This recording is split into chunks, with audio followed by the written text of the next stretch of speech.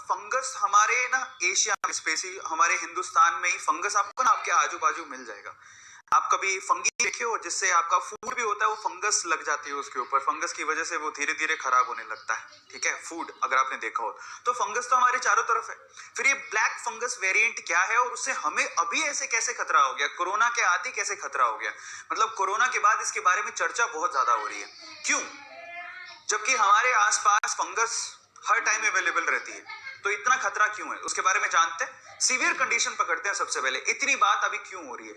क्योंकि कोरोना के बाद ये कोरोना के जो केसेस आ रहे हैं, जो पेशेंट है स्पेशली कोरोना में, उनमें अभी ब्लैक फंगस का खतरा भी बढ़ गया है। और एक्सट्रीम केसेस में आप अगर गौर से देखें तो ये सीधे आईज पे अटैक करता है, आईज में इसके खतरा बहुत ज्यादा है। और एक्सट्रीम केसेस में ऐसा भी देखा गया है कि लोग ब्लाइंड हो गए हैं, आंखों को निकालना तक पड़ गया है। ये केसेस में ऐसा भी हुआ है। तो ये एक्सट्रीम केसेस है, इसलिए हमें थोड़ा सजग होने की जरूरत है। ये ब्लैक फंगस वाकई में जब अटैक करता है तो सीवियर कंडीशन, इसमें जो ऑर्गन है स्पेशली आंखों को निकालना तक पड़ गया है, अगर उसको पेशेंट को सुरक्षित बचाना है तो ये सीवियर कंडीशन है। और अगर हम लोग इसको लाइटली ले रहे हैं तो बहुत सारी दुविधाओं में पड़ेंगे।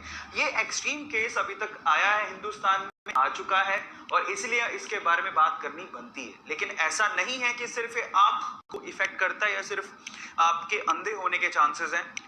अगर ये सीवियर कंडीशन में गया तो पेशेंट की मौत भी हो सकती है, मृत्यु भी हो सकती है। मैं फिर से कह रहा हूं कि घबराने की जरूरत नहीं है, हर एक चीज को जानिए, जानने की बहुत ज्यादा जरूरत है। अगर हम लोग नॉलेज रखेंगे, सजग रहेंगे, तो डेफिनेटली हम लोग बचे रहेंगे। तो ये एक्सट्रीम केस है जो मैंने आप लोगों के साथ शेयर किया। अभी थोड़े से ना पहले 3 या 4 दिन पहले, 5 दिन पहले बहुत लोगों ने इसके ऊपर वीडियो बनाया, लेकिन अभी इसके केसेस इंडिया में रैपिडली थोड़े से बढ़ रहे हैं। तो अभी फिर से इसके ऊपर डिस्कशन शुरू हो जाएगा और हमें करने की जरूरत भी है। अगर आप सीवियर केस देखिए पूरे इंडिया में कहां पे आ रहे हैं, तो दिल्ली में इसके केसेस आ रहे हैं, गुजरात में बहुत ज्यादा केसेस है और महाराष्ट्र में बहुत ज्यादा केसेस हैं। तो दिल्ली, गुजरात और महाराष्ट्र है। इसके अलावा देश के अलग अलग कोनों में अलग अलग जगह पे ब्लैक फंगस के केसेस दिखाई दे रहे हैं। तो इसका मतलब ये धीरे धीरे अपने पैर पसार रहा है। हमने कोरोना को भी बहुत लाइटली लिया और लोग आज भी लाइटली लेते हैं। ये बड़े अफसोस की बात है। मैं आज भी देखता हूं कि लोग बिना मास्क के घूम रहे हैं बाहर। तो अगर हम लोग लाइटली लेते रहेंगे और सिर्फ ऐसा सोचेंगे कि कुछ नहीं है, हवा में सब मजाक है या फिर सब लोग ऐसी अफवाह उड़ा रहे हैं, तो हम लोग बहुत गलत फहमी में हैं। शायद हम लोग गोली से ना मरे, इस छोटे से वायरस से पहले मर जाएंगे। और इसीलिए हम लोगों को घबराने की बजाय सजग होने की जरूरत है कि हमें इसे लाइटली नहीं लेना है। ठीक है, और इन एरियाज में बेसिकली ब्लैक फंगस बहुत ज्यादा तेजी से बढ़ रहा है। ठीक है, मैं आपको थोड़े से और अपडेट देता हूँ। ब्लैक फंगस के महाराष्ट्र में अभी तक केसेस 2000 आ चुके हैं। तो ये छोटा आंकड़ा नहीं है। अगर हम लोग अगर इसको अवॉइड करने की कोशिश कर रहे हैं तो नहीं, हमें अवॉइड नहीं करना है। महाराष्ट्र में 2000 केसेस है, आज महाराष्ट्र में, कल यूपी में भी हो सकते हैं, बिहार में भी हो सकते हैं, आपके स्टेट में भी पहुंच सकता है, राजस्थान में भी पहुंच सकता है। धीरे धीरे बढ़ता जाएगा और ऐसे ही पहले कोरोना बढ़ा था, ये भी बढ़ गया तो दिक्कत हो जाएगी। और एक किन केसेस में सीवियर कब हो रहा है उसके बारे में भी डिटेल बात करते हैं। गुजरात में अभी तक 900 के करीब केसेस आ चुके हैं और बेंगलोर जहां पर हम रह रहे हैं, मैं रह रहा हूं, ये बेंगलोर में 179 केसेस अभी तक ब्लैक फंगस के सामने आए हैं। ठीक है, तो ये छोटी बात नहीं है। एक भी केस आता है तो हमारे लिए खतरे की घंटी है और ये बहुत ज्यादा केसेस हैं। एक और चीज मैं आप लोगों को बताना चाहता हूँ, ये जो जानलेवा ब्लैक फंगस है, basically 52 covid survivor died of black fungus in Maharashtra so far. जरा समझिए, महाराष्ट्र में जो कोविड, मतलब 52 ऐसे कोविड सर्वाइवर थे जिनकी जो मृत्यु है, जिनकी डेथ है, वो ब्लैक फंगस से हो गई है। जरा समझिए कि कोरोना से बच गए थे, ठीक है, कोरोना से बच गए थे, लेकिन वो ब्लैक फंगस के शिकार हो गए। About 40 deaths related to black fungus have also been reported in different parts of state of Gujarat. Gujarat में भी 40 के करीब डेथ हो चुकी है ब्लैक फंगस की वजह से। तो अभी ये आंकड़ा भी थोड़ा सा समझने लायक है। अगर हम लोग सोच रहे हैं कि ठीक है नॉर्मल है, नहीं है, नॉर्मल नहीं है, और हमें अभी भी सोचने, समझने और सजग होने की जरूरत है। तो आज मैं इससे बचने के उपाय, लेकिन सबसे पहले हम लोग जान लेते हैं कि ब्लैक फंगस है क्या, उसके बारे में बात कर लेते हैं। क्या ये काला फंगी क्या है? ब्लैक फंगस भी कहते हैं इसे, आप ध्यान रखिएगा। ब्लैक फंगस को म्यूकर माइकोसिस भी कहते हैं। ठीक है, ये इसको एक बायोलॉजिकल टर्म में ब्लैक फंगस को म्यूकर माइकोसिस भी कहते हैं। और बेसिकली ये जो प्रॉब्लम है, बेसिकली वो इस फंगस की वजह से आई है, म्यूकर माइसिटिस।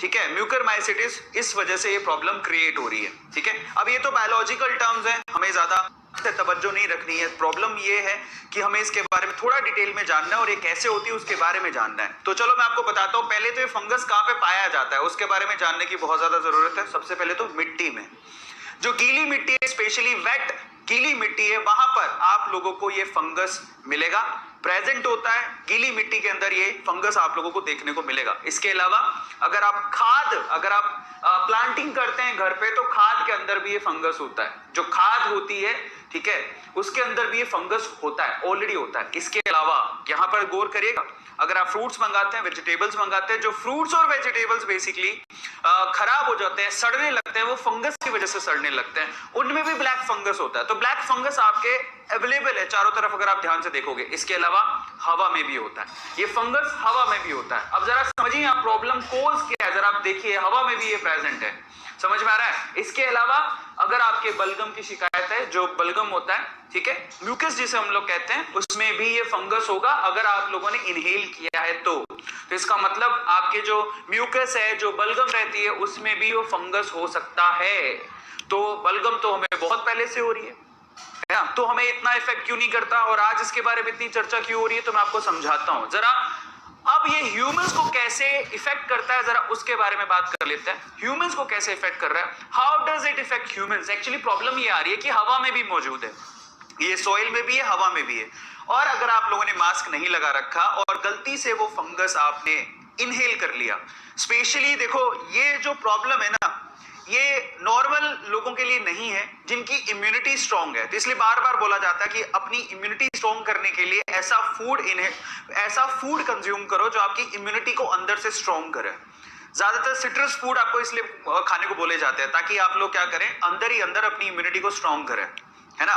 तो जो जिनकी अंदर की इम्यूनिटी स्ट्रांग है, जो नॉर्मल सिचुएशन में, उनको इतना खतरा नहीं है, क्योंकि फंगस तो पहले से ही हवा में था, मिट्टी में था, तो ये खतरा उन लोगों को नहीं है। स्पेशली जिनको शुगर रहता है, समझ में आता है, या जिनको पहले से कोई बीमारी है, उसके बारे में अपन बात कर लेते हैं। अगर उन्होंने गलती से इस फंगस को, उन्होंने मास्क नहीं लगाया और ये फंगस एक्चुअली हवा के थ्रू उनके बॉडी में पहुंच गया, ठीक है, इनहेलेशन की वजह से, तो वहां पर प्रॉब्लम हो सकता है। तो पहला तो प्रॉब्लम ये है, स्पेशली जो लोग बीमार रहते हैं, तो इनहेलिंग की वजह से वो फंगस उनकी बॉडी के अंदर आ सकता है और ये खतरनाक हो सकता है। दूसरा, ब्लड की थ्रू भी वो आपकी बॉडी में एंटर कर सकता है। अब इससे प्रॉब्लम क्या होता है, कैसे ये इन्फेक्ट करता है, ये आपकी स्किन को इन्फेक्ट कर सकता है, लंग्स को इन्फेक्ट कर सकता है। अभी सीवियर केसेस आईज के आ रहे हैं, ज्यादातर आईज को इन्फेक्ट कर रहा है, आपके ब्रेन को भी इन्फेक्ट कर सकता है, और अगर आपके ब्रेन्स को या लंग्स को इन्फेक्ट करेगा, समझ में आता है, तो शायद डेथ भी हो सकती है। एक्चुअली करता क्या है, जो हमारी धमनियां होती है ना, रक्त धमनियां, जिनको आर्टरीज बोलते हैं, हमारी रक्त धमनियां, जिसकी वजह से एक्चुअली खून जाता है हमारी बॉडी के अलग अलग पार्ट्स के अंदर, एक्चुअली उन्हीं को ब्लॉक कर देता है।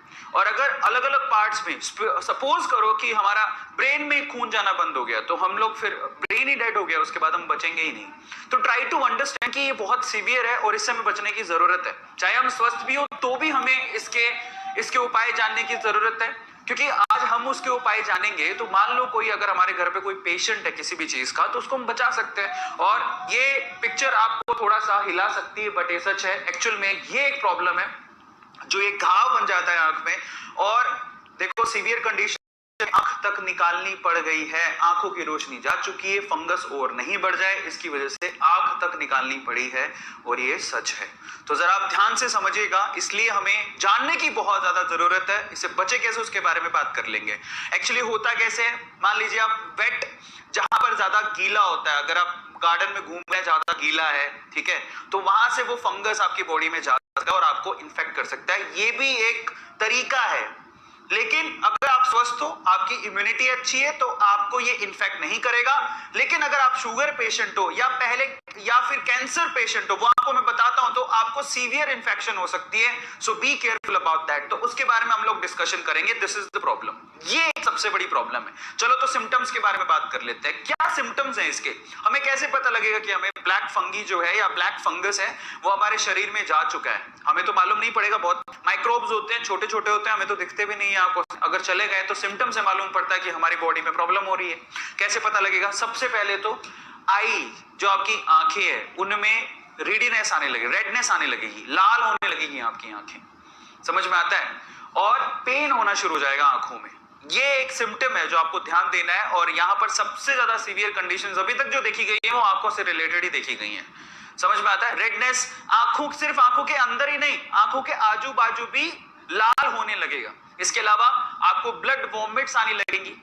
समझ में आता है? आपको ब्लड वॉमिट्स और आपको जो लेट्रिन होती है वो भी ब्लडी वाली आ सकती है, वो भी इसके सिम्टम्स हैं बाय द वे। इसके अलावा आपके टूथेक हो सकता है, ठीक है। इसके अलावा जो सबसे इंपॉर्टेंट है, आपको ब्लड विजन, ऑब्वियसली आंखों पे अटैक कर रहा है, सबसे ज्यादा आंखों की ही प्रॉब्लम हो रही है, तो आपका विजन ब्लड हो जाएगा एकदम से। आपको साफ दिख रहा था लेकिन अभी आपको धुंधला दिखना शुरू हो जाएगा। ये भी एक बहुत बड़ी प्रॉब्लम है। तो ये इसके सिम्टम्स हैं, जरा सिम्टम्स को पकड़िएगा। कौन कौन से सिम्टम्स हैं?